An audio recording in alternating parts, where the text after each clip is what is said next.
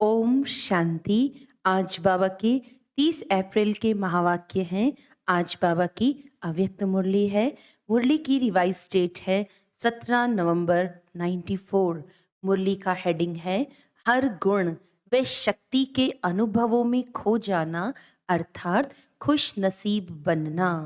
आज प्यार के सागर बाप दादा अपने प्यार स्वरूप बच्चों से मिलन मना रहे हैं। बाप का भी प्यार बच्चों से अति है और बच्चों का भी प्यार बाप से अति है। ये प्यार की डोर बच्चों को भी खींच कर लाती है और बाप को भी खींच कर लाती है। बच्चे जानते हैं कि परमात्म प्यार कितना सुखदाई है। अगर एक सेकंड भी प्यार में खो जाते हो तो अनेक दुख भूल जाते हैं। सुख के झूले में झूलने लगते हो, ऐसा अनुभव है ना। बाप दादा देख रहे हैं कि दुनिया के हिसाब से आत्माएं कितनी साधारण है, लेकिन भाग्य कितना श्रेष्ठ है। जो सारे कल्प में चाहे कोई धर्म आत्मा हो, महान आत्मा हो, लेकिन ऐसा श्रेष्ठ भाग्य न तो किसी को प्राप्त है न हो सकता है। तो अति साधारण और अति श्रेष्ठ भाग्यवान बाप दादा को साधारण आत्माएं ही पसंद हैं। क्यों? बाप स्वयं भी साधारण तन में आते हैं। कोई राजा के तन में या रानी के तन में नहीं आते। कोई धर्मात्मा महात्मा के तन में नहीं आते। साधारण तन में स्वयं भी आते और बच्चे भी साधारण ही आते हैं। आज का करोड़पति भी साधारण है। साधारण बच्चों में भावना है और बाप को भावना चाहिए, देहभान वाले नहीं चाहिए। जितना बड़ा होगा उतना भावना नहीं होगी, लेकिन भान होगा तो बाप को भावना का फल देना है और भावना साधारण आत्माओं में होती है। नामी गिरामी आत्माओं के पास न भावना है न समय है। तो बाप देख रहे हैं कि कितनी साधारण और कितनी श्रेष्ठ भावना का फल प्राप्त कर रहे हैं। इसीलिए ड्रामा अनुसार संगम युग में साधारण बनना ये भी भाग्य की निशानी है, क्योंकि संगम पर ही भाग्य विधाता भाग्य की श्रेष्ठ लकीर खींच रहे हैं और साथ साथ भाग्य की लकीर खींचने का कलम भी बच्चों को दे दिया है। कलम मिली है ना, भाग्य की लकीर खींचना आता है।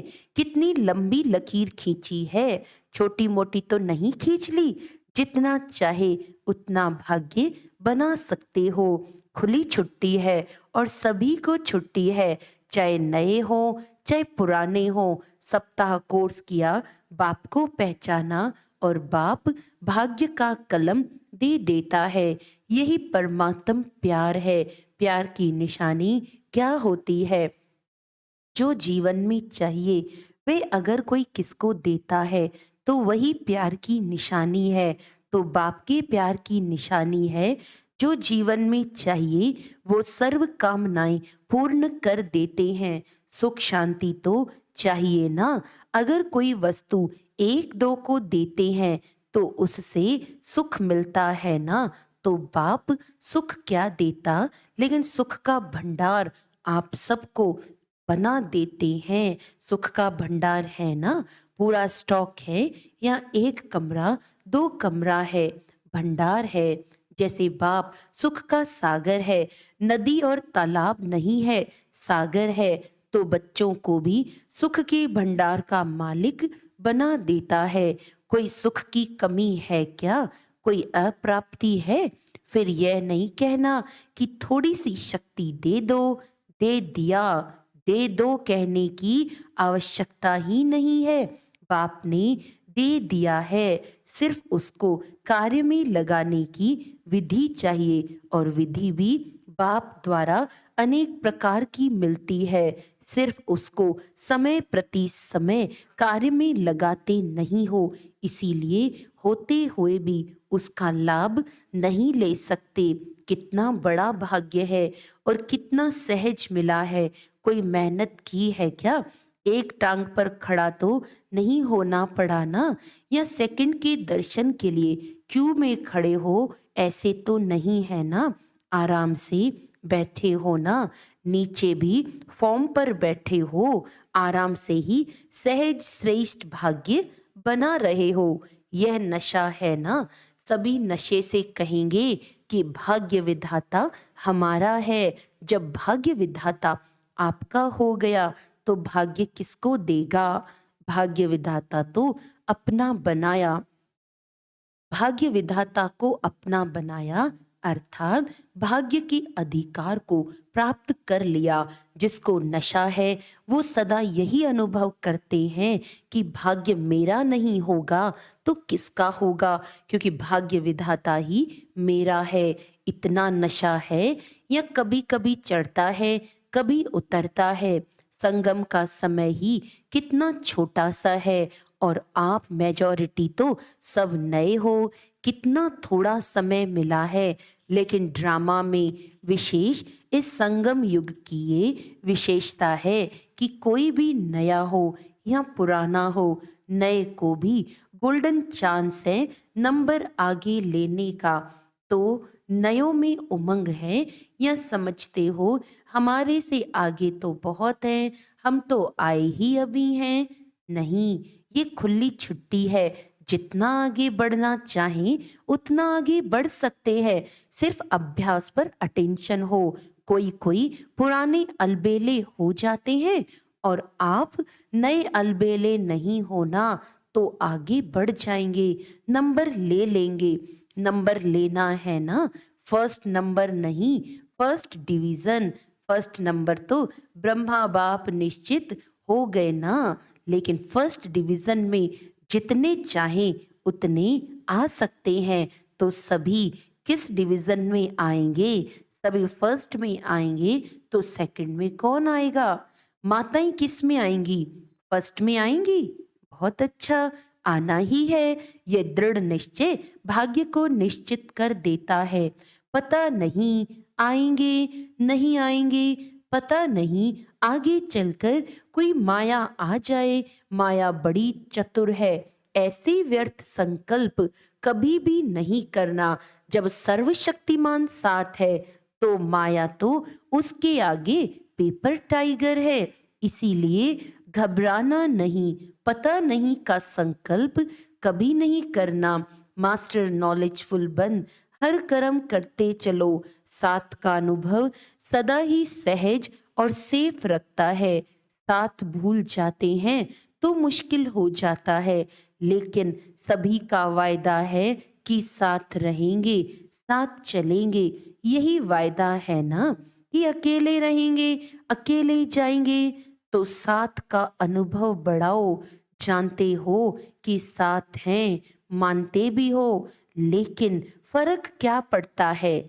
जानते भी हो, मानते भी हो, लेकिन समय पर उसी प्रमाण चलते नहीं हो। माया का फोर्स, ये जो कोर्स है, उसको भुला देता है। लेकिन क्या माया बहुत बलवान है? वह बलवान है, या आप बलवान हो? या कभी माया बलवान, कभी आप बलवान? आपकी कमजोरी माया है और कुछ नहीं है। आपकी कमजोरी माया बनकर सामने आती है। जैसे शरीर की कमजोरी बीमारी बनकर सामने आती है ना, ऐसे आत्मा की कमजोरी माया बन करके सामना करती है। तो न कमजोर बनना है, न माया आनी है। लक्ष्य ही है माया जीत, जगत जीत। कितनी बार विजयी बने हो, अनगिनत बार, फिर भी घबरा जाते हो। कोई नई बात होती है तो कहा जाता है, नई बात थी ना, मुझे पता नहीं था इसीलिए घबरा गए। लेकिन एक तरफ कहते हो, अनेक बार विजयी बने हैं, फिर क्यों घबराते हो? बाप का प्यार ही ये है कि हर बच्चा श्रेष्ठ आत्मा बन राज्याधिकारी बने। प्रजाधिकारी तो नहीं बनना है ना, तो राज्याधिकारी अर्थात हर कर्मेंद्रिय जीत। अगर अपनी कर्मेंद्रियों के ऊपर, मन बुद्धि संस्कार के ऊपर विजय नहीं, तो प्रजा पर क्या राज्य करेंगे। अगर ऐसे राजे बने जो अपने ऊपर विजय नहीं पा सकते तो सतयुग भी कलयुग बन जाएगा। इसीलिए ये चेक करो कि मन बुद्धि संस्कार कंट्रोल में है। मन आपको चलाता है या आप मन को चलाने वाले हो। जब ये कंप्लेन करते हो कि मेरा मन आज लगता नहीं, मेरा मन आज भटक रहा है, तो ये मन जीत हुए। आज मन उदास है, आज मन और आकर्षण की तरफ जा रहा है, ये विजयी के संकल्प हैं। तो जो स्वयं पर विजय नहीं पा सकते हैं वो विश्व पर विजय कैसे प्राप्त करेंगे। इसीलिए चेक करो कर्मेंद्रिय जीत, मन जीत कहाँ तक बने हैं। अगर फर्स्ट डिवीजन में आना है तो इस लक्षण से लक्ष्य को प्राप्त कर सकते हो। बाप दादा ने देखा कि बच्चे उमंग उत्साह में भी रहते हैं, ज्ञान की जीवन अच्छी भी लगती है, ज्ञान सुनना सुनाना इसमें भी अच्छे आगे बढ़ रहे हैं। लेकिन चलते चलते अगर कमजोरी आती है तो उसका कारण क्या है। विशेष कारण है कि जो कहते हो, जो सुनते हो, उस एक एक गुण का, शक्ति का, ज्ञान के पॉइंट्स का अनुभव कम है। मानो सारे दिन में स्वयं भी वे दूसरे को भी कितनी बार कहते हो मैं आत्मा हूँ, आप आत्मा हो, शांत स्वरूप हो, सुख स्वरूप हो। कितने बार स्वयं भी सोचते हो और दूसरों को भी कहते हो। लेकिन चलते फिरते आत्मिक अनुभूति, ज्ञान स्वरूप, प्रेम स्वरूप, शांत स्वरूप की अनुभूति वो कम होती है। सुनना कहना ज्यादा है और अनुभूति कम है। लेकिन सबसे बड़ी अथॉरिटी अनुभव की होती है, तो उस अनुभव में खो जाओ। जब कहते हो शांत स्वरूप, तो स्वरूप में स्वयं को, दूसरे को शांति की अनुभूति हो। एक एक गुण का वर्णन करते हो, शक्तियों का वर्णन करते हो, लेकिन शक्ति व गुण समय पर अनुभव में आए। कई तो बोलते भी रहते हैं कि सहन शक्ति धारण करनी चाहिए, सहनशीलता अच्छी है, लेकिन अनुभूति नहीं होती। अनुभूति की कमी होने के कारण जितना चाहते हो उतना पा नहीं सकते। अगर सभी से पूछें कि जितना पुरुषार्थ होना चाहिए उतना है तो थोड़े हाँ कहेंगे। तो जितना मिल रहा है उतना जीवन में व कर्म में अनुभव हो, दूसरों को भी अनुभव हो। कहते हो कि ज्ञान स्वरूप है तो वे स्वरूप दिखाई देना चाहिए ना। और स्वरूप सदा होता है, स्वरूप कभी कभी नहीं होता है। अज्ञान काल की जीवन में यदि किसी का क्रोधी स्वरूप होता है तो जब भी कोई बात होगी तो वो स्वरूप दिखाई देता है, छिपता नहीं है। चाहे छोटी बात हो या बड़ी बात हो, लेकिन जिसका जो स्वरूप होता है वह दिखाई देता है। स्वयं को भी अनुभव होता है और दूसरे को भी अनुभव होता है। क्या कहते हैं, ये है ही क्रोधी, इसका संस्कार ही क्रोध का है, तो संस्कार दिखाई देता है ना। ऐसे ये ज्ञान स्वरूप, शांत स्वरूप, सुख स्वरूप अनुभव में आए तो अनुभवी मूर्त ये है श्रेष्ठ पुरुषार्थ की निशानी। तो अनुभव को बढ़ाओ, जो कहा वो अनुभव किया। अगर अनुभव नहीं होता है तो उसका कारण ये है कि जो समय प्रति समय विधि मिलती है उस विधि के ऊपर अटेंशन कम है। जितना ज्ञान को, शक्तियों को, गुणों को रिवाइज करते रहेंगे तो रियलाइज सहज होगा। रिवाइज नहीं करते तो रियलाइजेशन भी कम है।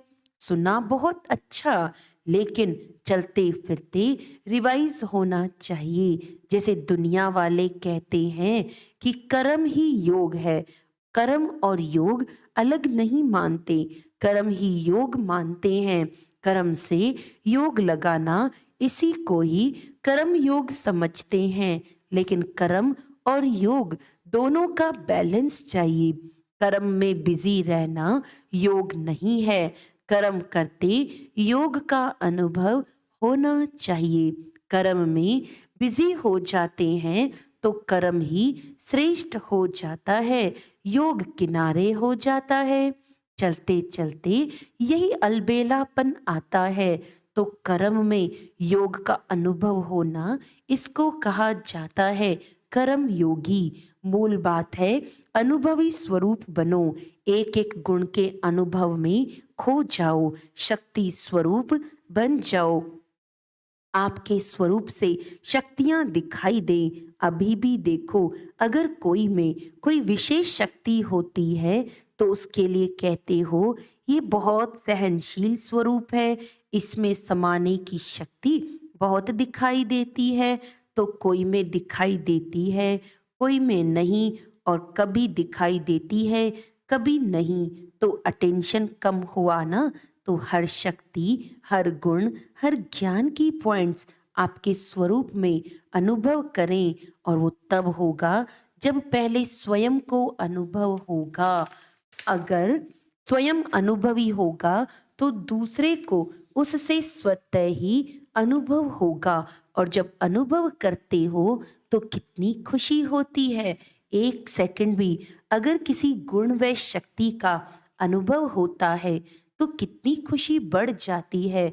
और जब सदा अनुभवी स्वरूप होंगे तो सदा चेहरे पर खुशी की झलक, खुश नसीब की झलक अनुभव होगी। तो अनुभव को बढ़ाओ। विधि तो स्पष्ट है ना।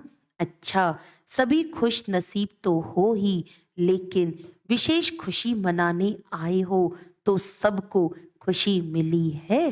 सब आराम से रहे हुए हो। मन आराम में है तो तन को आराम मिल ही जाता है। ये तो होना ही है।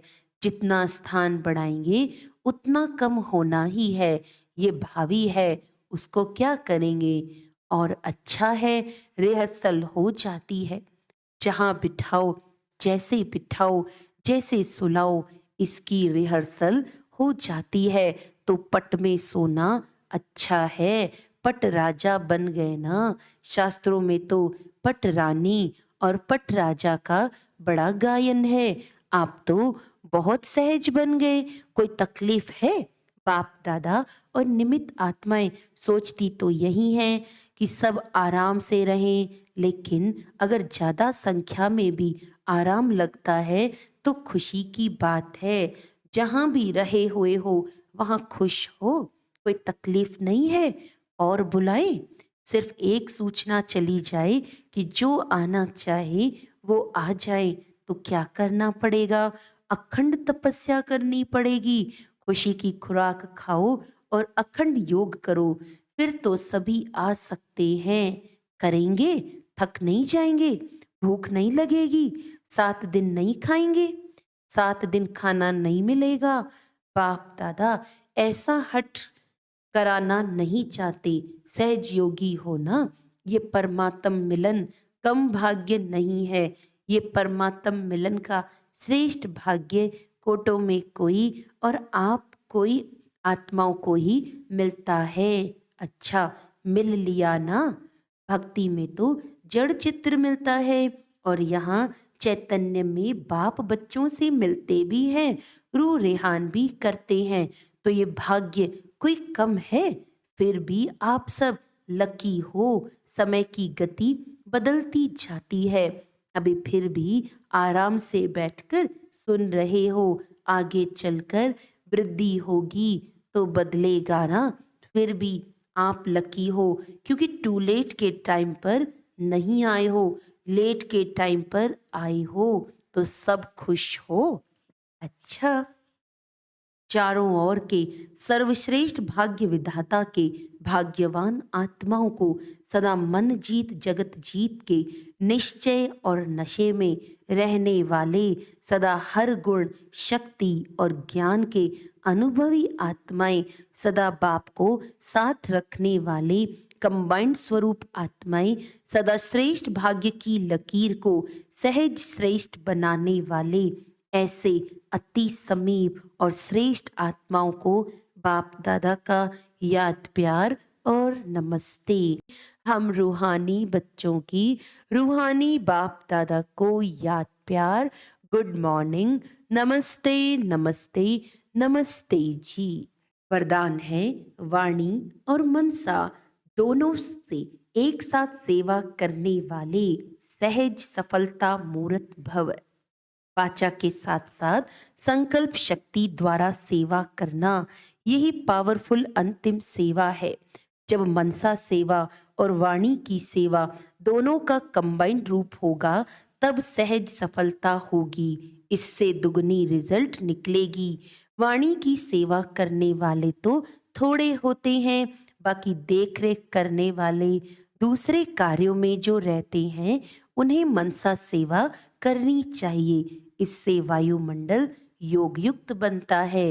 हर एक समझे मुझे सेवा करनी है, तो वातावरण भी पावरफुल होगा और सेवा भी डबल हो जाएगी। स्लोगन है सदा एक रस स्थिति के आसन पर विराजमान रहो तो अचल अडोल रहेंगे। अच्छा, आज का अव्यक्त इशारा है अभी समय प्रमाण लगाओ मुक्त, बेहद के वैरागी बनो, मन से वैराग्य हो, संपूर्णता के दर्पण से सूक्ष्म लगाव को चेक करो। यही ब्रह्मा बाप के प्यार की गिफ्ट ब्रह्मा बाप को दो। सब किनारे छोड़ो, मुक्त हो जाओ, प्रतिज्ञा करो कि अब समय प्रमाण संपूर्णता का दिवस मनाना ही है। ऐसा दृढ़ संकल्प करो कि कुछ भी चला जाए, लेकिन ये प्रतिज्ञा ना जाए। अच्छा, ओम शांति।